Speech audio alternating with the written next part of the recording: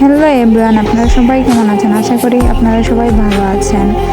আমি আপনার মধ্যে ছোট্ট একটি ব্লগ নিয়ে আসলাম। আসলে আমরা গিয়েছিলাম আমাদের স্কুলে, কারণ আমরা যে প্রথম থেকে 5 পর্যন্ত পড়েছি সেই স্কুলে গিয়েছিলাম। আসলে সেখানে গিয়ে আমাদের মনে হয়েছিল সব পুরনো স্মৃতিগুলো। আসলে সেখানে গিয়ে আমাদের অনেক ভালো লেগেছে। আর সেখানে আমাদের কিছু দরকার ছিল এবং স্যারদের সাথে কথা বলে আসছি এবং অনেক ভালো লেগেছে সেখানে গিয়ে। তারপর আমরা ভাবলাম যে না, আমরা ভিডিও করি।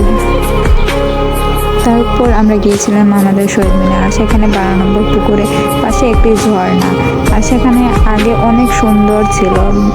সেখানে মানুষ অনেক দূর দূর থেকে আসতো এবং সেখানে ছবি তারপরে বসতো, কিন্তু আগের সেই দিনটা নেই।